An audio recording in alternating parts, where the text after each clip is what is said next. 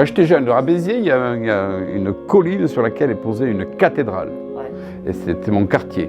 Ouais. Et donc, tous les enfants, on se réunissait sur ce parvis de la cathédrale et on passait nos journées à jouer à cache-cache, au football, enfin, on inventait des jeux. Ouais. Et un jour, je me prenais et en passant devant la cathédrale, j'entends quelques notes de musique. Ouais. Je me dis, tiens, c'est quoi ça? Donc, je rentre dans la cathédrale et là, je tombe vraiment en admiration devant deux jeunes musiciens avec des instruments que je ne connaissais pas.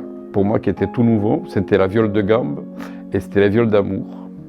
Des instruments, on va dire, de l'époque dite baroque. Du coup, voilà, je suis resté, j'ai écouté, et là, je suis vraiment tombé en admiration et surtout amoureux de ces instruments.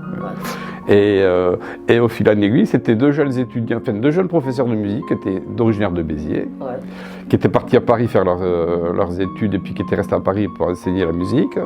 Et l'été, ils revenaient sur Béziers et ils avaient passé un accord avec la paroisse, donc le responsable de la cathédrale, pour passer les étés là, jouer et se faire 4 sous. Un petit peu apporter une animation musicale et en même temps faire des sous. Et voilà. Et à partir de là, ce sont devenus de vrais amis. Et on ne s'est jamais séparés. Ça fait plus de 50 ans d'amitié. Super, et tu les revois de temps en temps? Ah, je les revois chaque fois que je vais en France, c'est une obligation pour moi. Super. Ah voilà, ça c'est une obligation. Et c'est eux qui m'ont donné le goût à tout ce qui était artistique.